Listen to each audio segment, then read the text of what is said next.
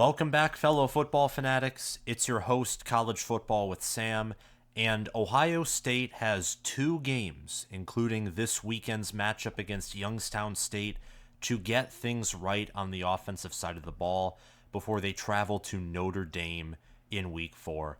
The Fighting Irish are currently ranked in the top 10, and according to ESPN's FPI, they are a team on the rise. That will be a night game on the road at Notre Dame. Notre Dame, they've faced some of the worst teams in the FBS in my mind. Today I would pick Ohio State to beat them by double digits, but that's just today. They actually have a test this week on the road at NC State.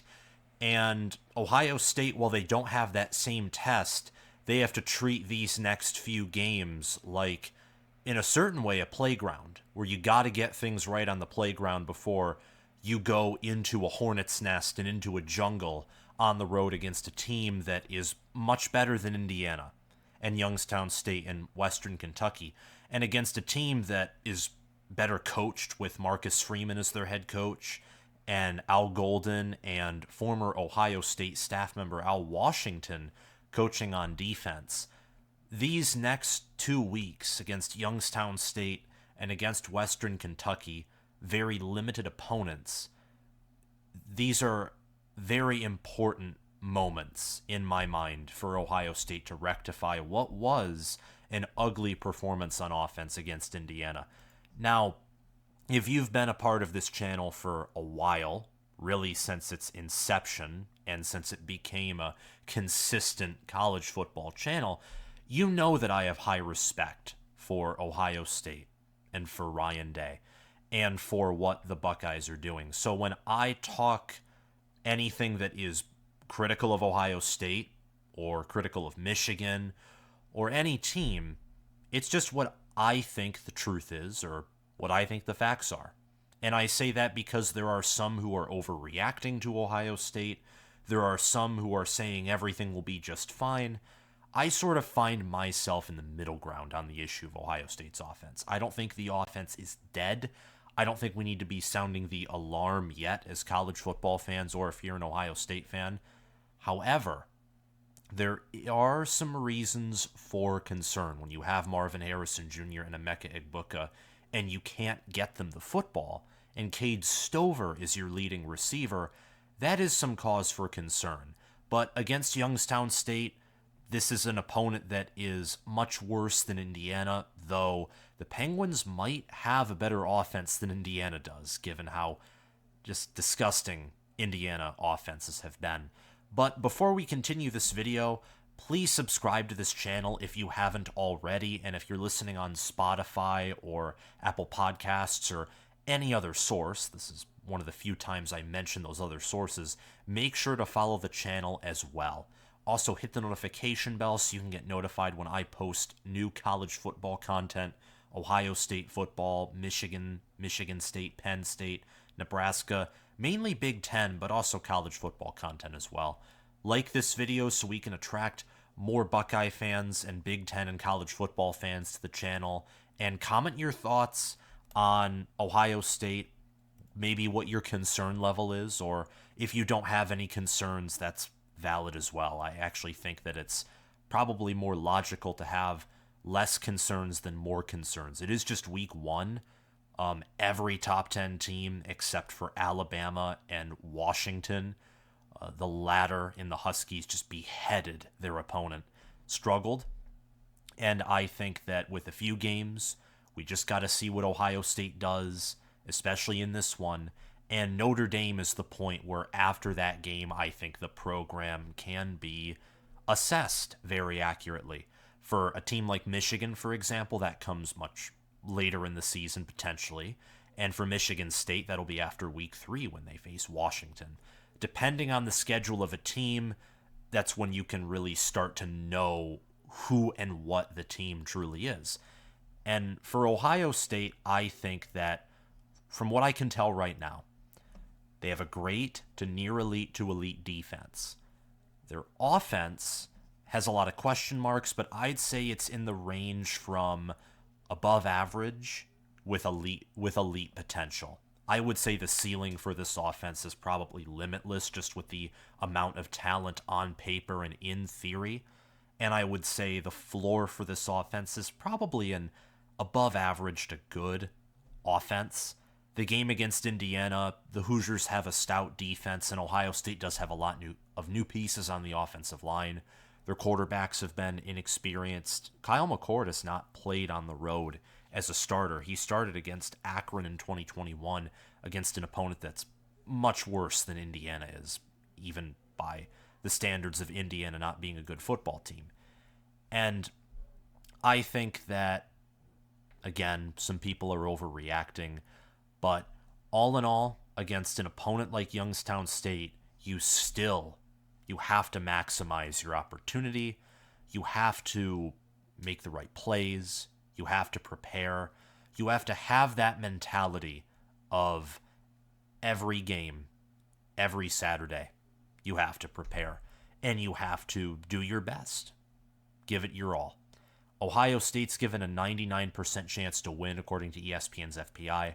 I saw somewhere that the line opened up at 42 points, but per ESPN, the line is currently unavailable, and it could certainly move. Not every sportsbook has a line for this game. Both teams are 1-0. Youngstown State is 1-0 in the FCS. There is no FPI rank for them. Ohio State fell to number 2 in the FPI after their performance against Indiana, and Alabama rose to number 1 after their performance against Middle Tennessee State University.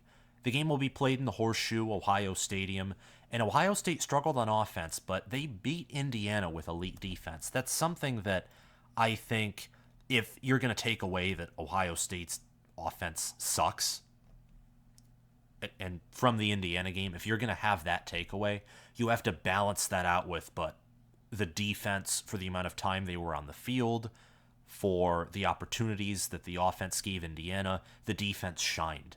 Players like Sonny Styles showed out, and the secondary looked good. Josh Proctor even made a few plays. Linebacker looked great. And on the defensive line, Indiana, of course, ran the football more, and pass rush wasn't, I would say, the best of the best. But the defense overall, whether it's the ends, the tackles, the linebackers, the safeties, the corners, any position, looked good. And that could be because of Indiana's offense, of course, in the same way that Ohio State's offensive struggles could be kickoff jitters.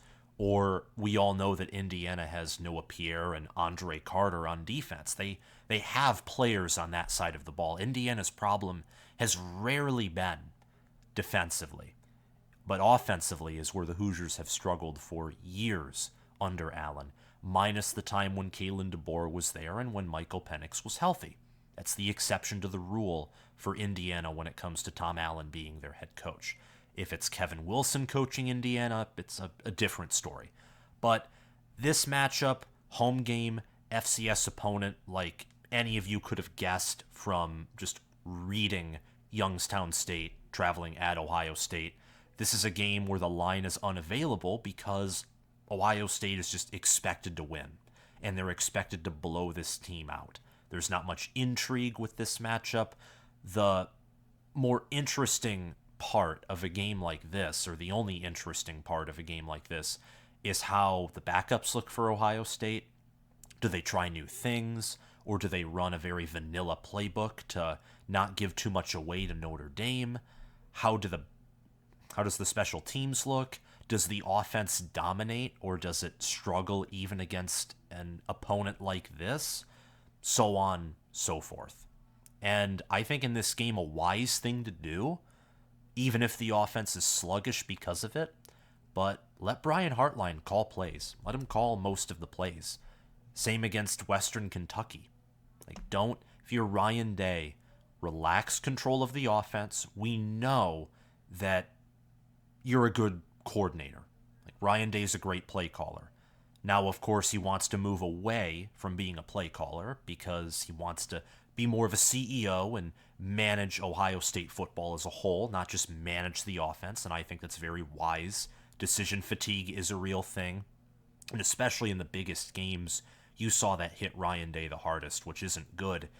But against these smaller teams, where you know that your defense can carry you.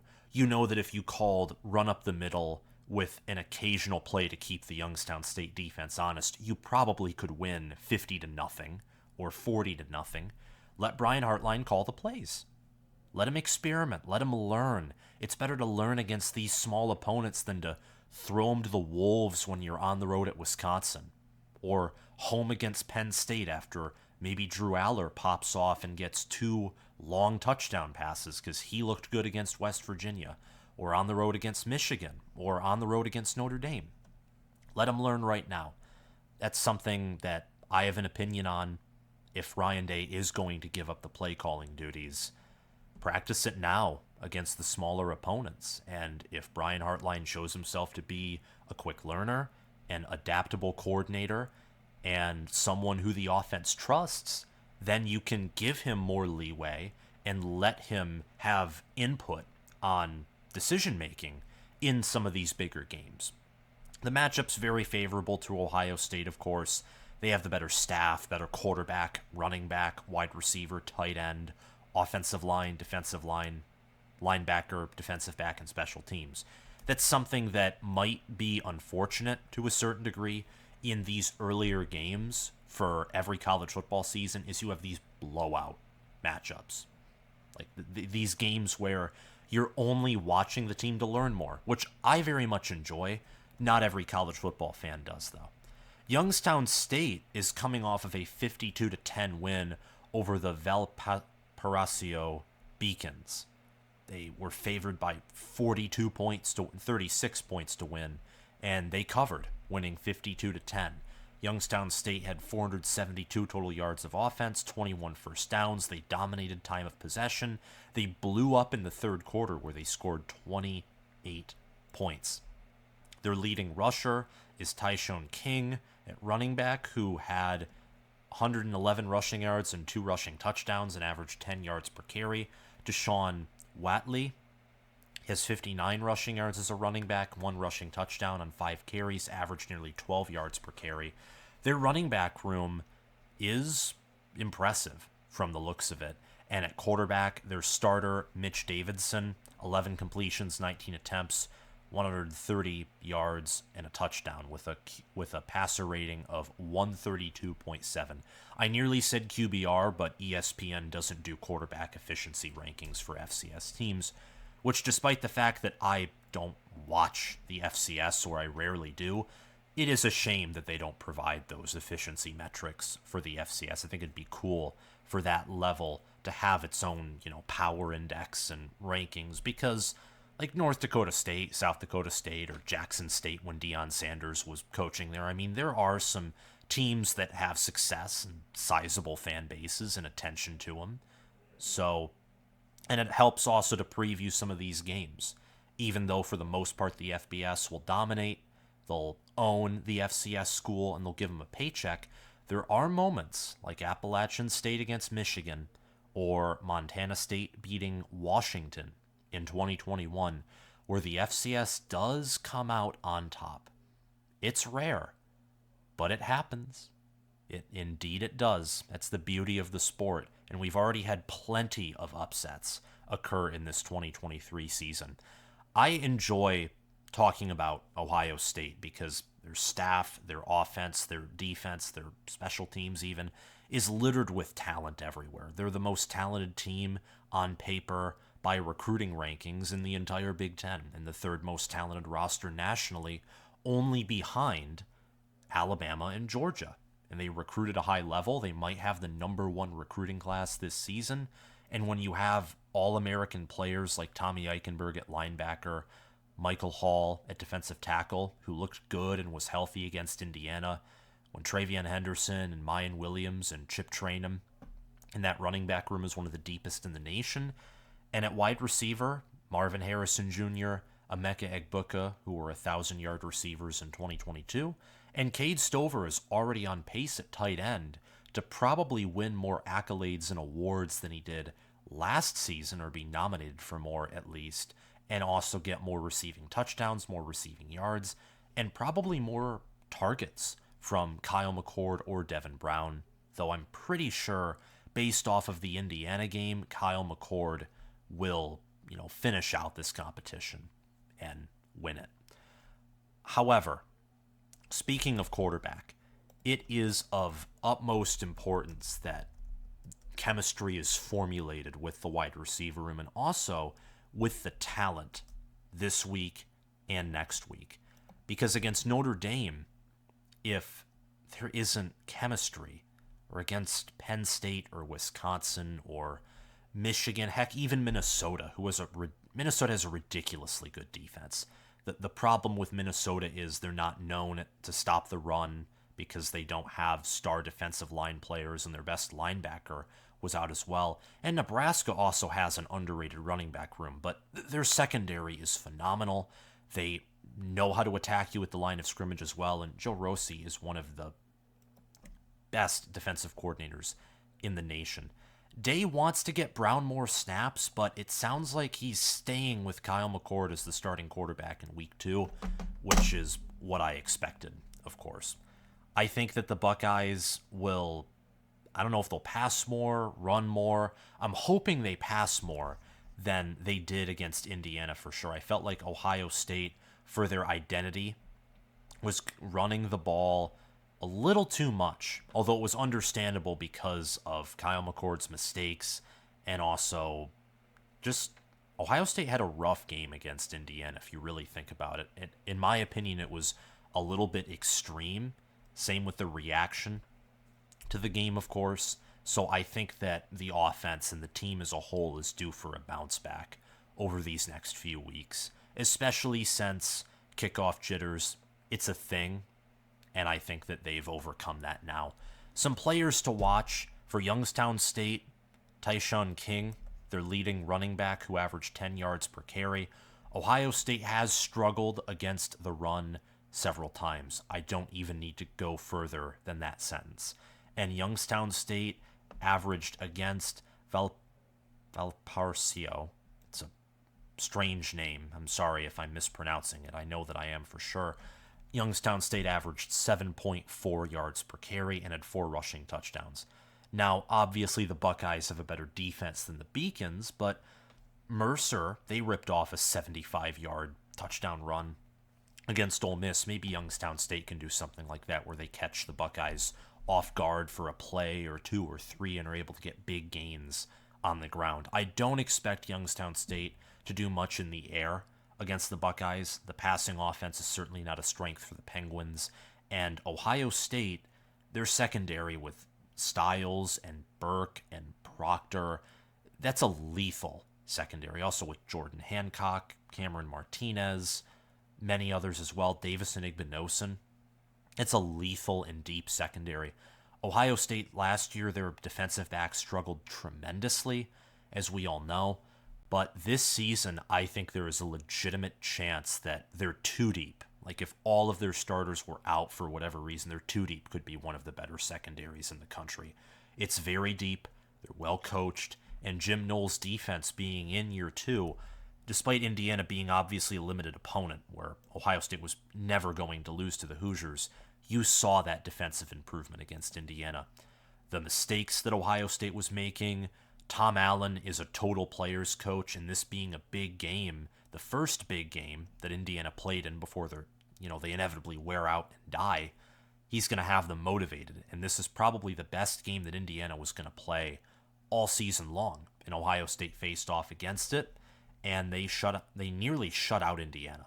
They only allowed 3 points, a field goal in the second quarter, and they allowed 153 total yards and 8 first downs. And they limited Indiana's passing attack. They made their quarterbacks look, even worse than Indiana's passing game last season.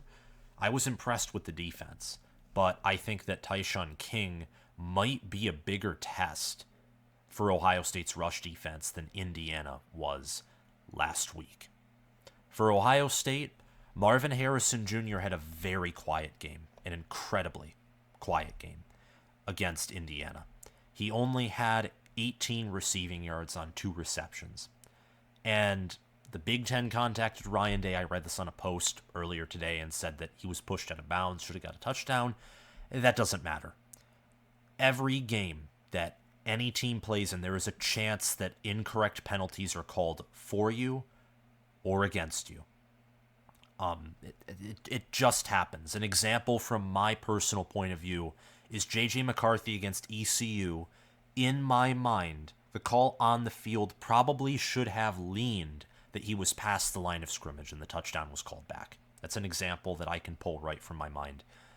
In the Michigan State game in 2021 against Michigan, I thought Peyton Thorne lost possession of the football when Aiden Hutchinson sacked him, and Michigan should have had a touchdown to end the second half against the Spartans instead of a field goal. However, despite that call, which I think was obviously against Michigan, and the call against East Carolina that went in favor of J.J. McCarthy just last week, that doesn't matter. It's still a valid loss for Michigan in 2022 and a win for them in 2023, and also a valid loss for East Carolina in 2023. You play through adversity, and Marvin Harrison Jr., being a great player, knows that. Not everything's going to go your way, and not everything is going to go against you. There will be a balance. Harrison had a bad game against Indiana, plus there were some questionable calls that didn't go his way. He is the nation's best wide receiver. He's not going to get an average of 18 receiving yards per game unless he's injured or Kyle McCord and the offense are truly that bad. None of which I think are going to happen or currently are the case. So I would expect him over these next few games against limited opponents to be extra motivated due to the Indiana game, and I wouldn't be surprised if he had well over 100 yards in both games and had multiple long, big plays and touchdowns. I mean, he is so good. He's such an elite player. I think he's the best wide receiver that Ohio State has had under Ryan Day, and that's comparing him to guys like Jackson Smith and Jigba, Garrett Wilson, who are absolute freak athletes who are going to do well in the NFL, and Wilson and Olave are already doing well in the NFL. So watch out for Marvin Harrison Jr. Emeka Egbuka is another player to look out for, as well as Julian Fleming. Fleming led Ohio State in receptions against Indiana. He had 58 receiving yards. He averaged 9.7 yards per reception on 6 receptions. Stover, maybe he is still the leader in receiving yards for this offense. He had 5 receptions for 98 yards. He had a nice seam route against Indiana. I think that the receiving game and passing game for Ohio State is going to explode just because Youngstown State and Western Kentucky do not have the secondary that Indiana does that can even hope to slow down a passing offense like this. My prediction for this game is Ohio State 59, Youngstown State 0. Youngstown State is rated as a top 25 FCS team right now. They can still have a great season, but they're helpless against the Buckeyes. There's no way that they win this game, or next to no way. You don't want to overlook an opponent, but it's similar to even Michigan State facing off against Richmond, for example, or Penn State facing off against Delaware. Most of the time, 99% of the time, these schools are playing these games to get paid and also in exchange get blown out and pad the stats of the opposing FBS team. And that's what I think will happen. Ohio State's offense will be elite. It will look elite against an inferior opponent. Now, contrasting what I expect this performance to be in comparison to the Indiana game means that we don't know, and we won't know how good Ohio State's offense is, especially in the realm of the passing game, until the Notre Dame game, which will be tough. It will cause a lot of confusion, speculation. It'll also be intriguing because I expect the predictions for Notre Dame against Ohio State to be varying. There will be people who have Ohio State blowing out Notre Dame. There will be people that have that matchup as a close game or even a pick'em perhaps. And there will be people that think Notre Dame dominates because of their run game looking better and Sam Hartman being a much more efficient quarterback than Drew Pine or Tyler Buckner or perhaps even Jack Cohn, though I don't think he's played good enough competition for me to say that he's going to be better than Jack Cohn. But we'll see this week when he faces off against NC State. Sam Hartman's numbers against great defenses are horrible, so if he has a great game against NC State, that could be 1, 2, or 3 things. Could be that NC State is a bad defense. Sam Hartman's changed or it's in the middle of the two. Likely the last option, as the middle ground's typically the good option to pick. The defense, I think, will force 2 turnovers, have multiple sacks, tackles for loss, and they will pitch a shutout. Originally, my score prediction for this game was much higher. It was in the 60s and 70s in the preseason, actually high 70s. It was 77-0. But I do think that with the struggles against Indiana and also the fact that I underestimated how much plays and consequentially a small amount of points would be taken away by the new clock rules, so I adjusted that into my prediction. 59-0, Ohio State wins. They are 2-0, and they'll face Western Kentucky in Week 3, and more likely than not, they will be 3-0 entering the game against Notre Dame. Notre Dame, they play Central Michigan after NC State. Quick teaser for my quick picks video tomorrow. I do expect Notre Dame to beat NC State, so that will be an undefeated matchup in South Bend. And I talked about that game a lot in this preview because this is the biggest talent disparity and matchup disparity potentially of the week. Michigan isn't playing an FCS opponent. They're all FBS opponents, still weaker FBS opponents, but in the same division nonetheless, so I can't say that. Michigan State is not nearly as good as Ohio State is. Ohio State's a top 3 talent roster. They're playing an FCS team. It's like Georgia playing University Tennessee Martin. Like, that's even more of a guaranteed win than a guaranteed win. So, big win for the Buckeyes. Lots of points will be scored. I expect Marvin Harrison Jr. and Emeka Egbuka to have close to or more than 100 receiving yards. Any other prediction outside of the defense pitching a shutout and being statistically very impressive, it depends, because Ryan Day might adapt and give Brian Hartline the wheel. He may not, or we don't know. They may try new things, or the game plan may be very vanilla, because with Indiana being over, you know that Notre Dame is the next obvious focus because the staff is smart enough to know that these next 2 opponents are very, very limited. So that's all I have to say in this quick preview video. Thank you to my patrons and also all of my subscribers. We hit 11,000 recently in the past few days, and I couldn't have done it without you guys engaging with me in the comments section, subscribing to the channel, liking videos, and also to those of you who joined my Patreon, I just want to say a special thanks, especially to Spencer Bringhurst, my All-American patron, especially to Will Loftus, Gabriel Callender, Roaming Gnome, and Matthew Sale, my All-Conference patrons. If you want to support the channel, please do so through the link in the description for my Patreon. You get weekly picks depending on your tier, and also, if you choose the Heisman tier, you get to ask me personal questions, get to offer video suggestions, which I will try my best to follow, so on and so forth. And I'm going to try and optimize what I do on my Patreon over the coming weeks because I want to produce as much content as possible. College football is my obsession all year round, but especially in fall. Like when Josh Pate says that he doesn't like Saturday weddings, that's something where I just want to give him a fist bump or a high five because when it's Saturday and it's college football, that's what I'm dedicated to, is noon to past midnight, it's all college football. And I can't even wait for Illinois against Kansas tomorrow. That'll be an exciting game to follow as well. So thank you guys so much for watching. I've said that so many times, but it really is true. You guys and your support means a lot. Comment your thoughts on this matchup down below and on Ohio State's season as well and how you think it will turn out as they have one of the Big Ten's tougher schedules. Have a great day, guys.